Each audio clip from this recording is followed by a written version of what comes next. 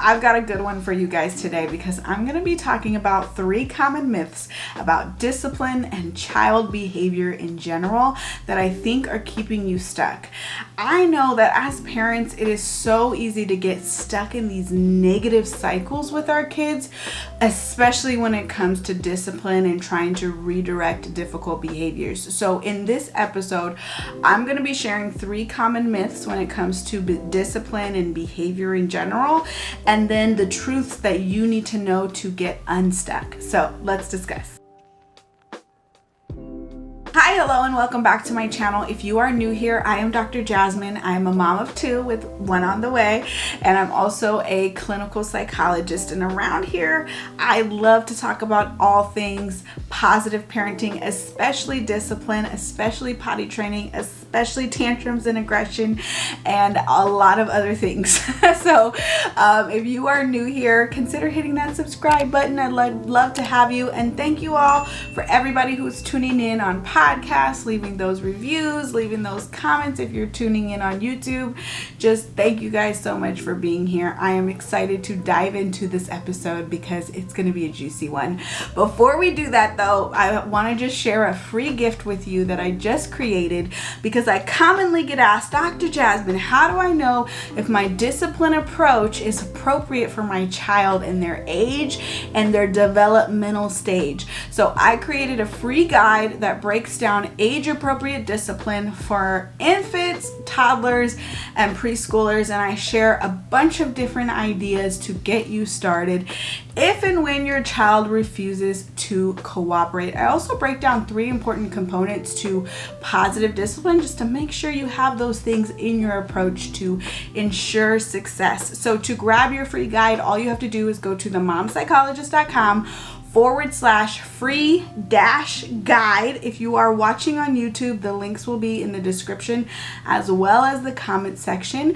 And without further ado, let's jump into the myths. Okay, myth number 1 is that repeated requests lead to better behavior, right? The idea that we can commonly come to believe is that the more that I request my child to do something, the more likely it is that they are going to do it, right? So let's say we need them to put on their shoes, and you're like, hey bud, time to put on your shoes. Please put on your shoes. Will you put on your shoes? Go put on your shoes. Why don't you have your shoes on? I told you to put on your shoes. Why are you not listening? Shoes, shoes, shoes, shoes, shoes, shoes, shoes. Right? So it's easy to fall into this trap of thinking, okay, the more that I request my child do something, the more likely it is that I am going to see them do it. And it's actually couldn't be farther from the truth. Actually, repeated requests reduce the likelihood that your child will cooperate. And here's also what it does. It increases the likelihood that we are going to yell and get upset, right? Because the more we have to repeat ourselves, the more we are going to feel frustrated because we feel like our child is not respecting us. We feel like they're not listening. They are listening, but they're not following the directions, right? And we feel disrespected, we feel unheard. And this is a common trigger for us, right? This is a common parenting trigger, is feeling unheard, feeling like we're not being listened to or respected, especially when it comes to our kids. Okay, so the truth is that the more we have to request them to do something and the more that we are repeating ourselves, the more likely it is that we are going to get frustrated. We are going to start dishing out threats and punishments and yelling and doing all the things that we hate because we think we just have to keep upping the ante for them to listen. And maybe that's what our child has come to learn, right? Oh, I don't need to listen on the first or second time. Like, I know I got some time, right? She's going to keep repeating herself. And I know when she yells, that's when I need to listen, right? We are training our child on how to respond to us through every interaction, right? And so if we fall into the pattern of repeat, yell, dish out threats, right? At the last minute, at the last resort, they're going to come to learn, oh, okay, they really mean business when they get to that level. I'm good now. I got a good 5 minutes to ignore her, right? Or ignore him or whoever. Okay, myth number 2, okay, is that the more that we explain and give explanations for things, the better the behavior will be. What I mean by this is there's a common myth that the more that I tell you why doing that behavior is wrong, right? Why I need you to stop doing that behavior, the better your behavior will be, right? That if I explain, if only I can get you to understand, and I explain and I re-explain why that behavior is wrong, it will click and you will do a different behavior. Here's the truth. Similarly to adults, we are very similar in kids in this way, right? When we engage in negative habits, like let's say sleeping late or being on our phone all the time and tuning out to the real world, right? Just scrolling through social media, whatever it is, right? Whatever negative habit that we might be trying to break, right? Knowing why the behavior is wrong, right? Knowing why being on social media all day, or knowing why sleeping late and not getting as much sleep, or knowing why overeating, whatever it is, right? Whatever negative habit, knowing why that is wrong is seldom what is needed to change the behavior, right? Oftentimes, especially for young kids, behavior is impulsive, right? Behavior is done with a goal in mind, and it is often done in the here and now. The goal is very present focused. It's not, oh, I'm doing this to set myself up for success for the future. I'm doing this because I'm reflecting on the past and I'm trying to avoid some issue that I ran into in the past, right? They're about the here and now. It is often impulsive, and it is often with the goal of gratification, right?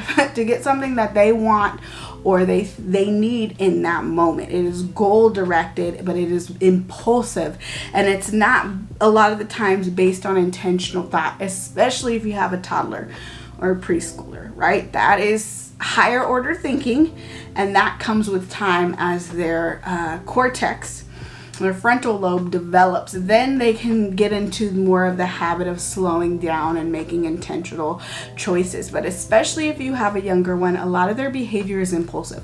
So when we get into the cycle of trying to explain why their behavior is bad, or asking them, why did you do that, right? They don't know. It was impulsive because they wanted to, right?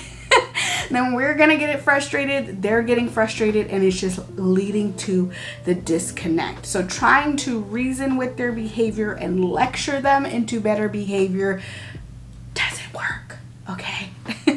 That is the truth. So what I want you to operate from is from the simple idea that if my child knew better, they do better, okay? If you knew better, you do better. So I'm just gonna come from that energy, right? I'm not going to try to rationalize with you or get you to understand why the behavior was wrong. I need to teach you a different way. Myth number 3 is that your child is trying to manipulate you through their misbehavior, right? That they are doing this, or they are not doing what you ask them to do because they are trying to manipulate you, right? They are trying to hurt you. They're trying to play some mind games. Again, that this is intentional, right? And it's done with a malicious intent. Here's the thing that I need you to understand. Behavior is always a form of communication. I'll say that again. Behavior is always a form of communication. When your child does something, they are communicating something back to you. Here's the other truth that I need you to understand. We do behavior, all of us humans, including our child, we do behavior that works for us. Okay, so when your child is doing a behavior, whether it is a positive behavior or a not so positive behavior, negative behavior, right? They're doing it because it's working for them, because they're trying fundamentally to get some need or want, desire met, right? And they're communicating that to you. So if we can see behavior as communication, not as manipulation, we're going to be able to think of the situation more in a non-judgmental way, and then intervene accordingly, right? Oftentimes they are repeating behaviors because there is a skill deficit, right? So they don't know how to get that need, want, desire met in a more pro-social way, right? And so they need help developing those skills, those emotional and social skills, those communication skills. And or because, again, it's worked for them in the past. Why change it up? If it's working, if it's not broke, don't fix it, right? They're like, this is working for me. Now, of course, you're like, well, this isn't working for us, the family, and especially not working for me. But for them, from their point of view, again, knowing that toddlers and preschoolers are very self-focused, me, I, it doesn't mean that they can't ever step out of themselves or develop empathy or redirect behavior into a more positive behavior. But when we could kind of just understand these things, then we know, okay, this is where I need to intervene. I need to teach you a different skill, right? Or I need to show you what works even better to get your need met or your desire met. Or I need to just communicate with you, why certain things can't happen right now, but I need to let you know when to expect it, right? Or that I need to convey to you in a clear way that I see you, I'm on your side, and that let's make a plan to get this need met, whenever possible, etc., etc. But I just want us to understand that as humans, we are adaptive in nature. Again, we do behavior because it works. We are adaptive in that way. So instead of asking yourself, how do I get rid of this behavior, right? How do I get them to stop resisting me, or to stop screaming, or to stop whining, or to stop grabbing the toy, or whatever the behavior is, right? Instead of asking, how do I get them to stop the behavior, I want you to ask, how can I learn about my child through their behavior? That's a very different question to ask, right? What is my child trying to communicate to me with this behavior, and how can I learn more about them? Because I know if I learn more about them, then I can help them, right? And then asking, what is this behavior trying to tell me? Again, because if I can understand the behavior, then I will know how to intervene on a much more helpful way. And we can actually work together as a team. Because if we are constantly thinking about behavior as, I need to stop this, I need this to go away, this is bad, I need to shut this down, that's the energy that we are going to bring with our interactions with our child, and they're going to resist us even more, right? The more disconnected our child feels from us, the more they feel like it's me versus you, right? And you want to just get me to stop and you don't understand me, the more they are going to resist us, dig in their heels, and then perfect storm for power struggles, okay? Because a lot of the times too, what we are asking our child, or what we need our child to do, has to do with their body, okay? So if we feel like these are things, if they feel like these are things that are done to them and not with them in mind, and not in a collaborative way, and not in a way that they can understand how it benefits them, they're going to dig in their heels. Okay, so it's a little like reverse psychology here. Okay, so instead of asking, how do I stop this behavior, ask yourself, how can I learn more about my child through this behavior? What is this behavior trying to show me, or tell me, or teach me? Such a different question, but I promise there is gold in those answers. And again, don't forget the free guide, okay? Because I created it with one of the top questions I get, which is, how do I know if my discipline approach is age appropriate? Which I love that question, right? So I created the guide to break down, what does age appropriate discipline mean for toddlers or infants, toddlers, and preschoolers. I include a bunch of different examples. I also include what to make sure your discipline approach has. What are the essential ingredients to make sure you include in there to ensure success, right? And better connection and just happiness overall, which love that for us. So definitely go ahead and check out that guide. It's 100% free. go to themomspsychologist.com/free-guide to grab your guide. All right, that is it for this video. Let me know down in the comments if you have any other questions related to positive discipline. As always, thank you so much for tuning in. Thanks for giving this video, if you're watching on YouTube, a huge thumbs up. I appreciate you guys. Thank you if you're listening on podcast for leaving a review. It just really helps support my channel. Always love to hear your feedback about my content, my work in general. And that's all I got for this video, or episode I should say. I'll see you in the next one. Bye.